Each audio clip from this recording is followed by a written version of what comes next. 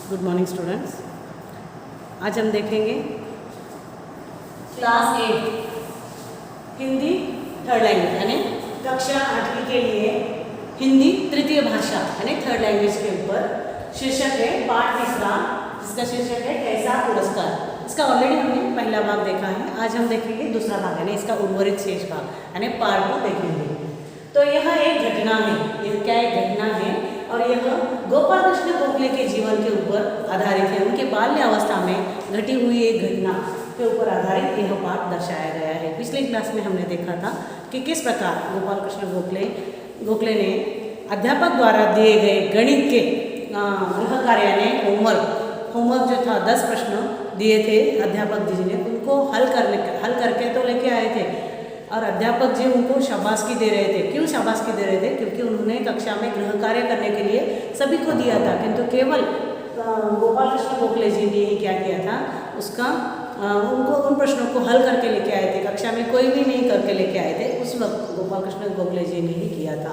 और जब अध्यापक जी ने उनको शाबाशी दी तो वह उनके आंखों से अश्रुधारा बहने लगी। क्यों अश्रुधारा बहने लगे, क्या कारण था, यह हम आगे देखेंगे। उससे पहले हम देखेंगे आज के पाठ के आधार पर जो शब्दार्थ आते हैं। स्वाभिमान, इसका अर्थ है आत्मसम्मान। सेनानी का अर्थ है सैनिक। निःशुल्क यानी बिना पैसे लिए। प्रभावशाली का अर्थ है असर डालने वाला। आगे कचोटना का अर्थ है अखरना। विरुद्ध का अर्थ खिलाफ। श्रद्धा का अर्थ है आदर। मूल रूप यानी वास्तविक रूप। तो यह है आज जाने वाले इस पाठ के आधार पर आने वाले कुछ शब्दों के अर्थ जो डिफिकल्ट हैं, यानी कि जिसके अर्थों में अर्थ समझने में आपको दिक्कत होगी, वैसे शब्दार्थ यहाँ पे दिए गए हैं। तो आइए देखते हैं प्यारा पृष्ठ संख्या 22 में आप देखिए सेकंड लास्ट पैरा। गोपाल ने हाथ आगे नहीं बढ़ाए। वह बोला, गुरुजी मुझे यह इनाम लेने का कोई अधिकार नहीं है।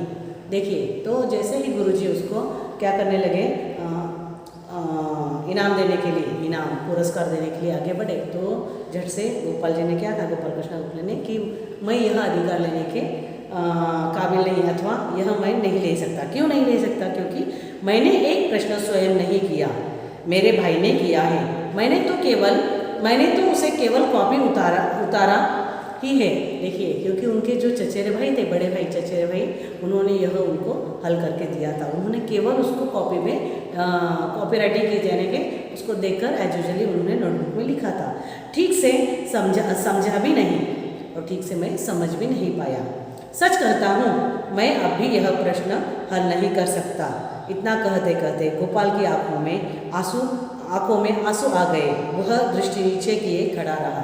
देखिए, इतना कहते ही गोपाल के आंखों में अश्रुधारा, यानी कि जो आंखों में से पानी बहता है, अश्रु बह रहे थे और वह अपनी दृष्टि यानी नज़र नीचे रख के खड़ा हुआ।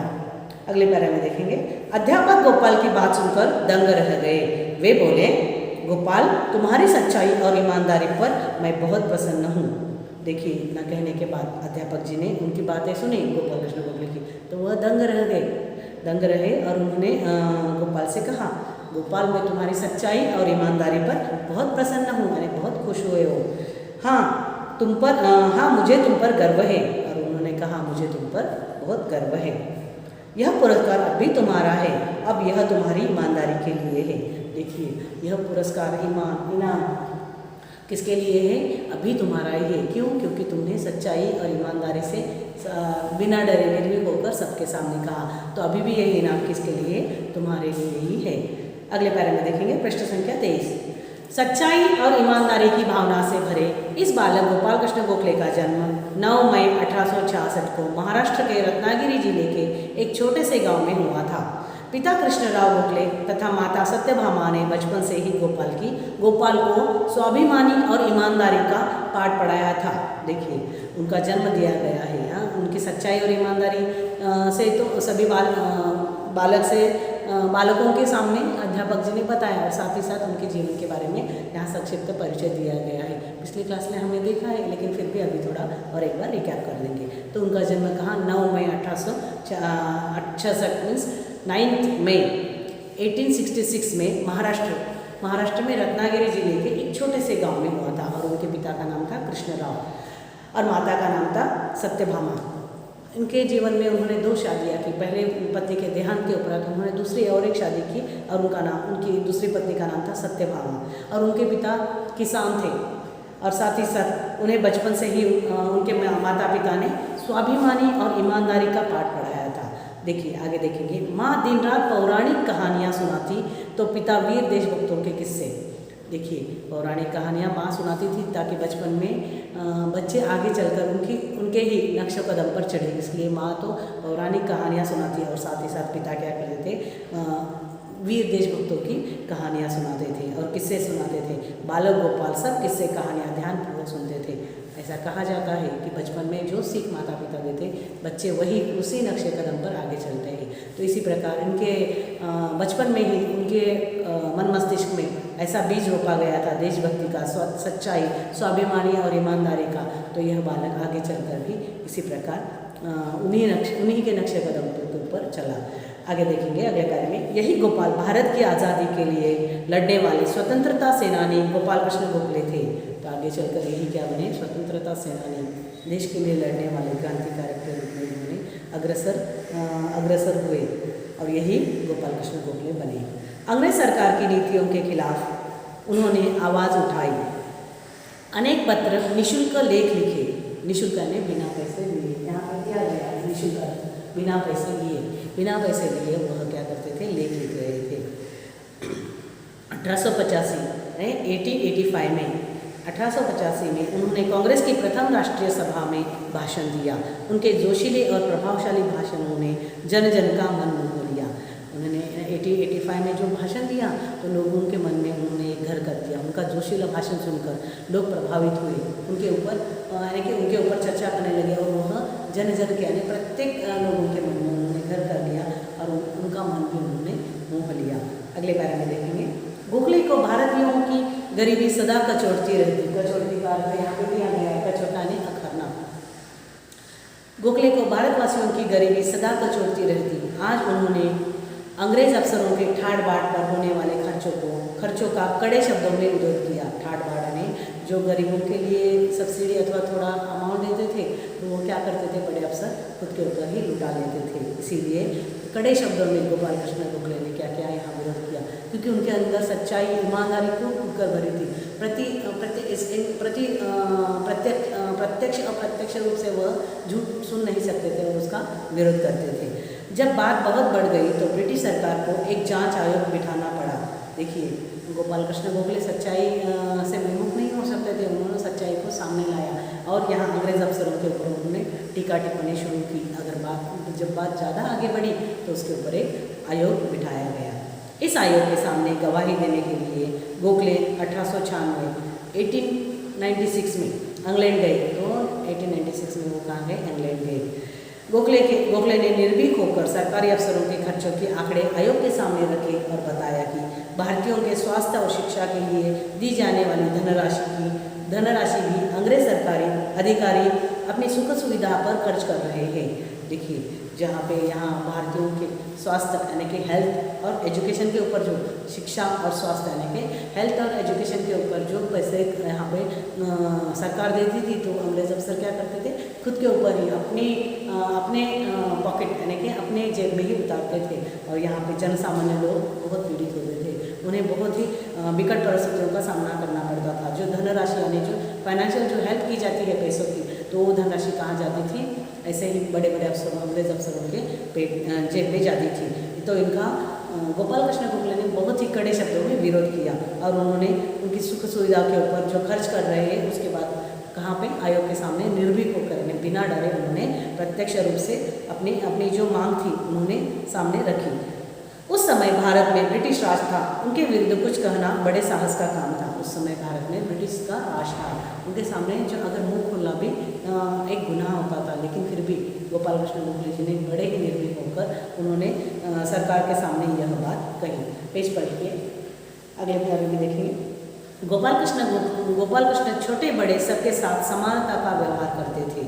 उनके हृदय में ज्ञान देने वाला गुरु के प्रति श्रद्धा और सम्मान का भाव था। देखिए उनका भाव उनके मन में सभी के प्रति समानता का भाव था और गुरु के प्रति तो एक अलग ही श्रद्धा थी और सम्मान भी था। तो साथ ही साथ गुरु को बहुत अग्रिम स्थान देते थे, यानी कि उनके जीवन में जो गुरु का स्थान था वो बहुत श्रेष्ठ था और वह गुरु के प्रति बहुत सम्मान और आदर भी करते थे। एक बार गोखले जी के मन में बांग्ला भाषा के साहित्य को मूल रूप में पढ़ने की इच्छा उत्पन्न हुई। बांग्ला साहित्य ने बांग्ला लिटरेचर, जो बांग्ला सीखने की इच्छा किनके अंदर जागृत हुई, गोपाल कृष्ण गोखले के अंदर जागृत हुई और उनको पढ़ने को भी उनका मन कर रहा था। तो उन्होंने क्या किया, देखिए, वे अपने नाई मीन्स बार्बर, वे अपने नाई से ही बांग्ला भाषा सीखने लगे। सीखते समय नाई को कुर्सी पर बिठाते थे और स्वयं जमीन पर बैठते।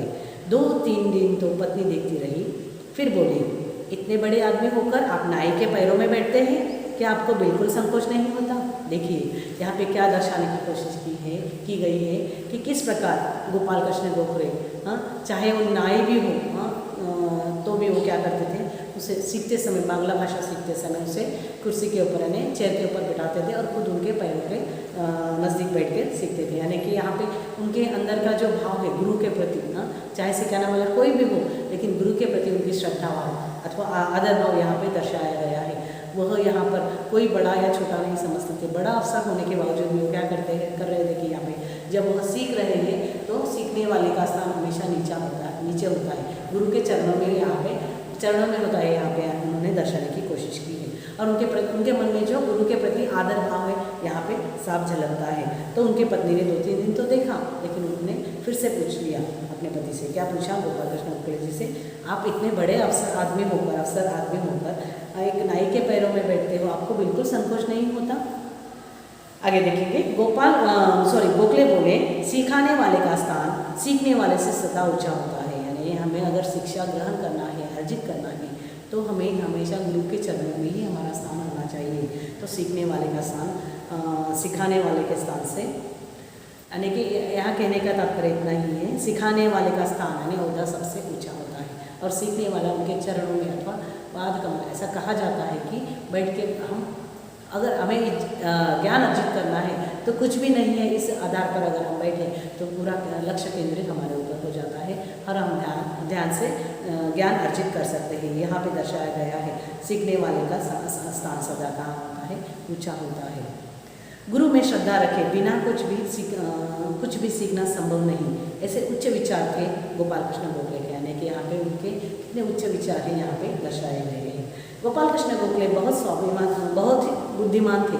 देखिए यहाँ तो उनकी विद्वत्ता और बुद्धिमत्ता की बहुत चर्चा की गई है। वैसे देखा जाए तो उन्होंने अगर अंग्रेज़ों के सामने जिस समय हम अंग्रेज़ों के सामने मुंह नहीं खोल सकते थे, उस समय वह निर्भीक होकर भारतीयों के प्रति स्वास्थ्य और एजुकेशन यानी कि शिक्षा के बारे में जो धनराशि दी जा रही थी उसके बारे में उन्होंने विरोध किया। तो यहाँ पे उनकी बुद्धिमत्ता और निर्भीक और निडर होकर जो सामने रखने वाला मत यहाँ पे दिखाया गया है, यह उनकी बुद्धिमानी का ही एक उदाहरण दर्शाया जा रहा है। महात्मा गांधी उनकी न्यायप्रियता और जोशीले रूप से बहुत प्रभावित थे। उनकी न्यायप्रियता कहने के लव फॉर जस्टिस, यानी कि उनको कुछ भी हो जाए, अगर एक किसी को सच्चाई के राह के ऊपर चलकर किसी को न्याय देना है तो बिना डरे निर्भीक होकर सबके सामने वह प्रश्न छेड़ देते थे और उनको जो भी न्याय देना है और उस न्याय को दिए बिना चुप नहीं बैठते थे। यानी कि यहाँ पे निडरता, निर्भीकता, ईमानदारी, सच्चाई यहाँ पे इनके अंदर कूट के भरी है, जो बचपन में ही उनके माता पिता ने उनके अंदर यह गुण दिए थे। तो इन्होंने आत्मसात करके बड़े होने के बाद भी उन्होंने वही लगातार उसी दिशा में वह अग्रसर हुए। और यहाँ पे दर्शाया गया है कि महात्मा गांधी जी भी उनके न्यायप्रियता और जोशीलता से बहुत प्रभावित थे और उन्होंने अपना राजनीतिक गुरु मानते थे। राजनीतिक गुरु ने पॉलिटिकल गुरु। वे समय समय पर उनसे सलाह भी लिया करते थे और गांधी जी भी उनको समय समय पर, यानी जब भी उनको कुछ दिक्कत हो जाए तो वह गोखले की सलाह लेते थे। तो यहाँ पे दर्शाया गया है किस प्रकार निडर होकर, निर्भीक होकर उन्होंने अपनी बात यहाँ पे मनवाई। तो इस पाठ के आधार पर हम क्या कह सकते हैं, पुरस्कार कैसा है? तो यह पुरस्कार अथवा इनाम सच्चाई और ईमानदारी का यहाँ पे क्या कहा जाए, पुरस्कार ये कैसा है तो यानी कि ईमानदारी और सच्चाई का पुरस्कार किसे मिला है, गोपाल कृष्ण गोखले को मिला है। तो यह पाठ यहीं पे समाप्त होता है। इसके जो भी प्रश्न हैं आपको ग्रुप में PDF करके भेज दिए जाएंगे। आप अच्छी तरह से अपने क्लास वर्क में लिखिए। फिर मिलेंगे नए पाठ के साथ अगले क्लास में। तब तक के लिए घर में रहिए, खुश रहिए और सुरक्षित रहिए। धन्यवाद।